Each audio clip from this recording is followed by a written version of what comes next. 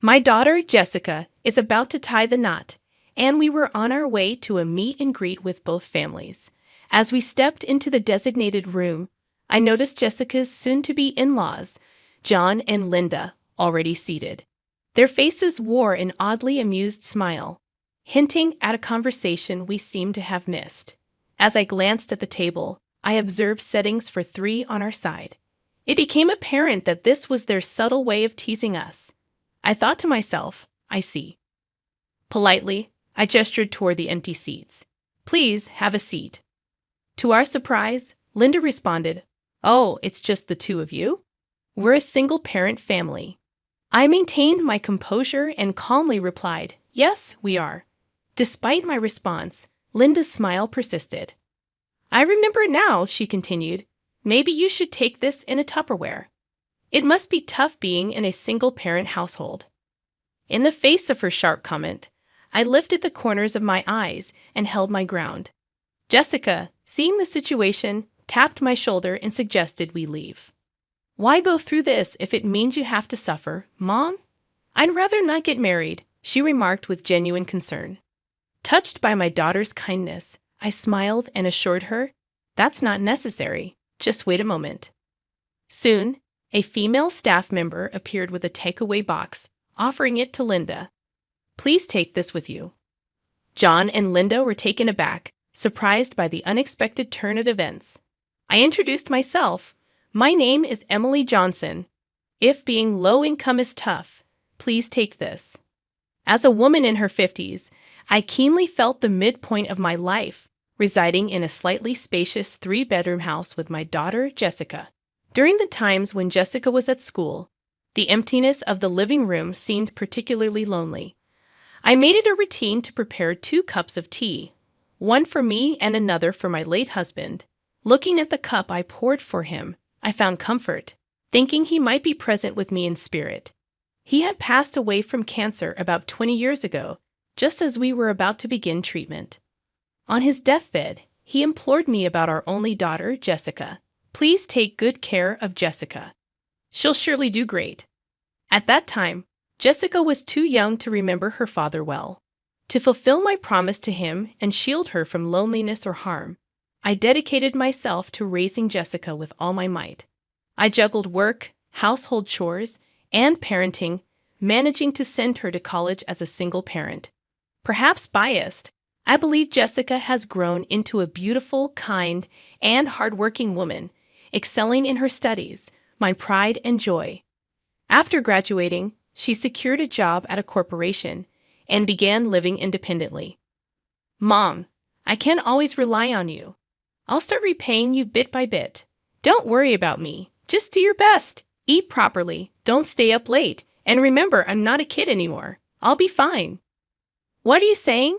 You'll always be my precious child. I responded to Jessica on the eve of her move. We talked late into the night about the past, the future, and her father. Memories flowed endlessly, even after she started living alone. My smartphone frequently lit up with her messages, from struggles with unpacking and cooking to her experiences at work and stories about her colleagues. Each message made me feel as if she was right there with me. Jessica must have been feeling lonely in her first time living alone, but after about half a year, her messages gradually became less frequent, changing from every 3 days to once a week. She's really doing her best, I thought. There's a saying that the absence of reliance is a good reliance. The lack of messages probably means that Jessica's days are fulfilling. Even the tea I made for my husband seemed to nod in agreement. About a year and a half after Jessica started her job, on a warm late autumn day, I received a call from her. As I answered, wondering what was up, she sounded excited, saying, It's been a while, Mom. Listen, I want you to meet someone this Sunday. Are you free? Oh, it's been a while indeed. I'm free this Sunday, I replied. Great, I'll come home around noon, okay? Sure, that's fine. Be careful on your way. It's been a long time since I've seen you. After saying that, Jessica hung up, leaving me in silence. I wondered when was the last time I had a phone conversation with her. Her unusually happy tone also caught my attention. When Sunday came, I was indeed surprised, just like Jessica said. At the door, Jessica appeared with a young man named Ethan Parker, dressed in a manner that wasn't casual, but in a neat casual suit. Looking a bit tense, Ethan Parker introduced himself. "Nice to meet you. I'm Ethan Parker, dating Jessica." He was tall and slender, with a face as handsome as a model's, giving the impression of a polite and good young man. "Oh, Jessica has been in your care. Please come in." I offered him guest slippers and invited them to the living room. As I made tea, we sat at the table, where Jessica shared her recent news and introduced him. Blushing, she finally said, "The reason I wanted you to meet him is because I want to marry Ethan." Though I had a hunch, it still struck a chord to hear that Jessica had found someone. I maintained my composure and looked at Ethan, who now seemed more serious than before. "Yes, I proposed to Jessica recently, and we wanted to meet with you, her mother," he explained. After a brief silence, I said, "I see. I didn't know Jessica had such a wonderful person in her life, Ethan." "Jessica grew up without a father. I raised her all by myself," I added. "Yes, Jessica told me she was raised by a single mother," Ethan responded. "Jessica is my treasure, my only daughter. Will you truly protect and make her happy?" "Of course. I'm confident I can make her happier than anyone else in this world." Ethan responded confidently, not intimidated by my demeanor. Had he faltered here, I might not have consented to their marriage. "I understand. Please take good care of Jessica," I said. The two exchanged relieved glances and smiled happily. Seeing them like this, I naturally found myself smiling as well. I think he would have smiled in the same way if he were here. A few months after sending off a happy Jessica and Ethan, Jessica took a long break and came home. She happily talked about her work and Ethan, but occasionally, she would have a troubled expression, which worried me. When asked, she would avoid the topic and say, "It's nothing, Mom." Jessica has a habit of shrugging her shoulders when she wants to talk about something or is lying. She shrugged this time too, so I was sure something was bothering her. "Hey Jessica, how about we visit that new cafe that just opened?" "This one here." I pointed to the cafe on my smartphone screen. Her eyes lit up. "Oh, I've been wanting to go there. They're known for their original coffee, and it's popular at work too." The next day, Jessica and I walked to the cafe in the cool air of deep winter. The brown fallen leaves crunched under our feet as we ordered coffee to go and walked for a while. Jessica broke the silence. "Mom, thanks for accepting Ethan and me." He seemed sincere. "Take good care of each other." When we reached a large park, Jessica started to open up. "Actually, I went to greet Ethan's parents." Her story went back a month. She had gone with Ethan to greet his parents, John and Linda, but they seemed skeptical of her from the start. "Hello, I'm Jessica Johnson. I'm dating Ethan." "Ethan, are you sure about this girl?" Linda interrupted Jessica's greeting. "What do you mean? Just look at her. She looks poor, her clothes, her makeup. She's not a match for Ethan." Instead of congratulations, they openly criticized Jessica. "Mom, that's rude. How can you say that about my girlfriend? You think so too, right?" Linda even sought agreement from John, who simply nodded in affirmation. "Is your family very poor? Do your parents work?" "My mother works, and my father passed away when I was young." "A single mother," Jessica responded. "I thought as much." John seemed oddly satisfied and scoffed. "Dad, it must be for the money. Ethan, our family is of a distinguished lineage. You shouldn't be with this kind of woman." "How can you say that?" "Jessica is different. I know her better than anyone." "You're just naive. There are plenty of people who would marry for our wealth." Shockingly, John even suggested introducing Ethan to a daughter of an acquaintance. Linda agreed and seemed pleased with the idea, saying, "That's a good idea. After all, this girl's father works for a major listed company. She's not a match for a single-parent family. You think so too, right, Ethan?" Seeing his mother happily agree, Ethan raised his voice. "Enough, both of you." That day, the conversation went nowhere, and Ethan had to lead Jessica away from his parents' house. Later, Ethan told Jessica that both John and Linda had a strong sense of elitism. Jessica, I'm really sorry my parents said such awful things and hurt you. He apologized repeatedly and promised to always protect her. Listening to this on a park bench, I was struggling to contain my anger. So, what did his parents say about the marriage? I asked Jessica. We went again last week, and despite their sarcasm, Ethan convinced them to accept us, she replied.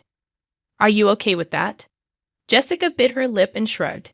Yeah, I'm okay. We won't be living together, and I can handle it, all right? It was clear that the relationship between the Parkers and Jessica was strained. Even with Ethan's promise to protect her, there would be limits. Knowing the difficulties ahead, I wished I could advise her to reconsider the marriage. However, having already given my consent, that was no longer an option. Even in just this short period since the greeting, Jessica looked so downcast. The thought of her having to wear that sad expression for the foreseeable future was unbearable. About the meeting between both families, I said, I think maybe I shouldn't attend. Why? Because I don't want to make you feel uncomfortable. I'd rather not have the meeting if it's going to upset you. Until then, Jessica had been acting bravely, but now her eyes seemed to well up. Though she didn't cry, she was evidently trying to spare me from the same unpleasant feelings. Her kindness pained me, but I smiled. Don't worry about me. Let's have the meeting properly so your marriage is recognized by everyone under the cold sky. Jessica and I sipped our cold coffee on our way back home. When Jessica told Ethan about wanting to go ahead with the meeting, he seemed very surprised and worried about her. You don't have to push yourself, he said. I'm fine, and Mom doesn't mind either. If that's what you want, I'll talk to my parents about it. On the day of the meeting, Jessica and I went to the venue in silence. But I decided to face the situation with my head held high and my chest puffed out. We took a taxi to the designated famous hotel, taking deep breaths at the entrance. However, Jessica was still anxious. When the hotel was chosen, Linda had made a snide remark, adding to Jessica's unease. The famous hotel, featured in commercials, was unfamiliar to Jessica's family. Such unnecessary comments should have been brushed off, but Jessica took them to heart and completely shrank into herself. I gently embraced Jessica's shoulder, signaling with my eyes that it's going to be okay, and we started walking together. At the entrance, Ethan, who seemed to have arrived earlier, was waiting for the elevator. Thank you for adjusting your schedules to meet today, Ethan said, looking much more nervous than the last time we met, sweating even in the cold of winter.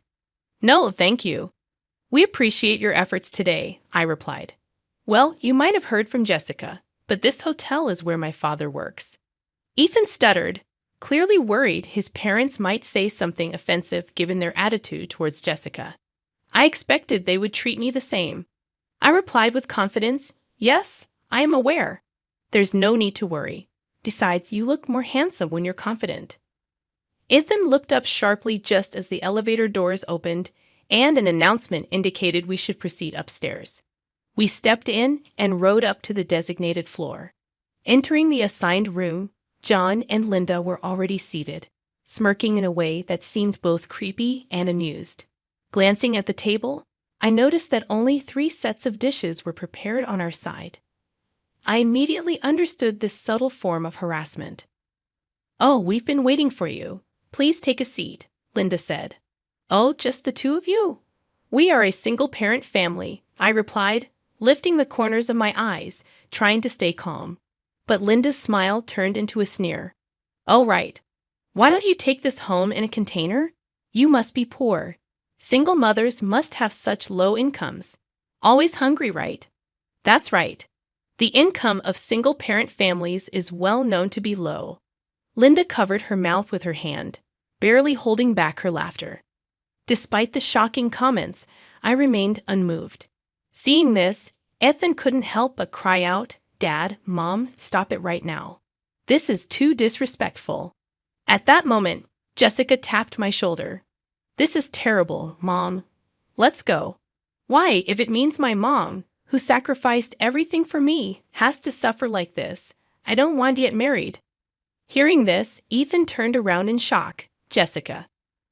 I looked at them and said firmly, "That's not necessary. Just wait a moment." Then, a female staff member approached from behind with a lunchbox-sized pack and offered it to Linda. "Please take this to go." Linda and John were taken aback, looking utterly confused. "If you're concerned about low incomes, please take this. At least Mrs. Johnson here is far from being poor." The staff member spoke clearly, placing the pack down and stepping back gracefully. Linda and John were indignant. "How dare you do this? That's right, you're fired. Fired, right, dear? Both of you, please calm down. She's an old friend of mine. The rude ones here are you too." The woman turned to me, smiled briefly, and said, "The division head is always so busy, division head." Linda and John's reactions were comically exaggerated, almost tumbling off their chairs. John was sweating profusely, not just on his forehead, but all over his face. I hadn't intended to hide it, but I am the daughter of the president of the group company that owns this famous hotel. I have worked for this company for many years, continuing even after marriage when I was pregnant with Jessica. I took maternity leave like any other employee and raised her while working in place of my husband. By the time Jessica entered college, my efforts were recognized, and I was promoted to division head thanks to recommendations from colleagues. But this couple was unaware of it. Are both of you listening? I'd addressed the two lying on the floor with a firm voice. Today we came here to discuss the marriage between my dear daughter and your son, Ethan. It seems you have spoken very poorly of my daughter. I glared at them, causing John and Linda to shudder. I replaced my husband, who passed away from illness when my daughter was young, working hard to provide her with both love and education. Ethan swallowed nervously. I trust my daughter and the person she has chosen, even if they come from a family that judges others by income and behaves rudely. I see Ethan as a respectful and fine young man, an important addition to our family. I paused for a breath before continuing. I believe you too care for your child. So I asked again, do you accept the marriage of my daughter and Ethan? The room fell silent. John and Linda were trembling, and Ethan seemed to hold his breath. Jessica had never seen this side of me before, and she was speechless behind me. Well, Linda looked resentfully at John. He pale-faced, adjusted his posture, and hurriedly said, "Of course, division head. We look forward to a close relationship in the future." "I am here today not as a division head but as Jessica's mother," I firmly stated, looking at John. "And if we talk about work, aren't you soon to leave this place?" "What do you mean?" John asked. I had already investigated John's reputation within the company when Jessica told me Ethan's father was John Parker. The name rang a bell. His disdainful attitude towards Jessica and being a hotel employee was a dead giveaway. He had a bad reputation in the hotel, and I had often heard about John's high-handed behavior towards his subordinates. Additionally, he was reported to be absent from work under the pretext of meetings, and a personnel hearing was imminent. "That's why you should really reflect on your own actions," I told the speechless John. Linda suddenly stood up, her face red with rage, and lunged at me with a wild scream. But when I easily dodged, she fell over with a groan like a squashed frog. To Linda, who was sprawled on the floor, I delivered a final warning. "Also know this. If you ever interfere with Jessica and Ethan's happiness, I won't stay silent." After pinning down the helpless couple, I urged Jessica and Ethan to leave with me. Of course, I left their handling to my childhood friend. Half a year passed, and it was now summer. The sticky humidity was tough to bear, especially in my 50s. The weather forecast promised another day of intense heat, making an umbrella essential. Outdoors, as I walked to the supermarket, I thought about what happened afterward. After the meeting, Ethan had apologized to Jessica and me several times. "I'm really sorry for my parents' disrespectful behavior." He was so apologetic. He even bowed to the floor, prompting me to quickly lift him up. "You don't need to go that far. Your sincerity is apparent. It's just so embarrassing. I don't want anything to do with such parents anymore." But they are the ones who raised you, aren't they? I asked. No, my aunt and uncle raised me. My parents left me with them until I went to college. I had always wondered why Ethan's character was so different from his parents' arrogance. It turns out his aunt and uncle, who raised him, were decent people. Recently, Ethan formally cut ties with his parents after they came begging for money. After the meeting, Linda called Ethan in a panic. Ethan, your dad lost his job. They said it was due to job negligence. Ethan responded indifferently. That's tough. Don't talk like it's someone else's problem. We're out of money. You need to send us some. Mom, I know about it. Uncle told me you have a spending habit, right? Ethan continued. What are you talking about? If you could just get rid of that habit, wouldn't our lives be more comfortable? Please stop relying on me. That guy always says unnecessary things. After that, there were several more phone calls. Linda had exhausted her savings because of her spending habit, and even John's retirement fund was running low. Struggling financially, Linda and John were not only asking for money but also insisted on speaking to the division manager. They kept calling all the time, morning, noon, and night. So eventually, Ethan's patience ran out. Both of you, just stop it. I don't want to cause trouble for my wife or mother-in-law. Saying that, he abruptly ended the call and blocked their numbers. Not only that, Ethan changed his cell phone number and moved to a new apartment with Jessica, changing their address.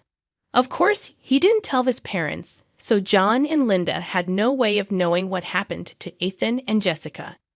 Afterwards, this removed any disturbances in the couple's happy married life.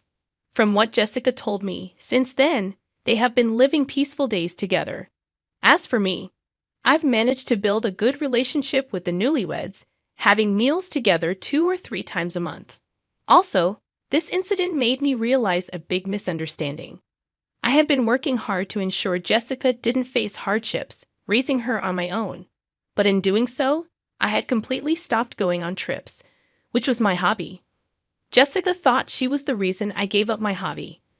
My efforts to spare Jessica any worry or hardship ended up making her worried about me.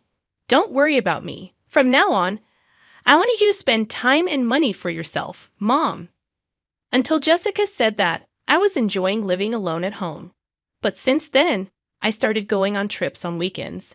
I, who love domestic travel, started visiting places I wanted to see and places with fond memories. Strangely enough, as I worked hard in my daily job, I began to feel it's okay to spend time and money on myself.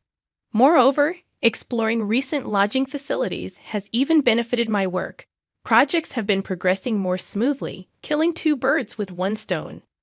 Thinking of this as thanks to Jessica, I finished paying at the store and left.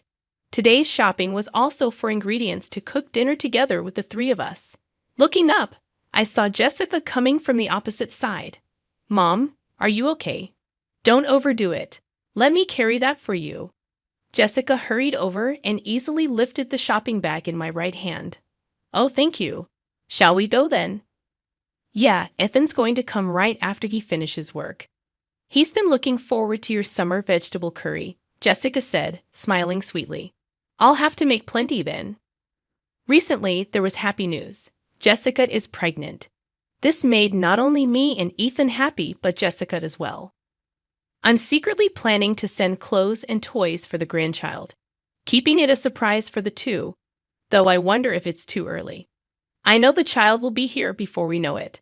I'm already eagerly awaiting the day I can meet this new life.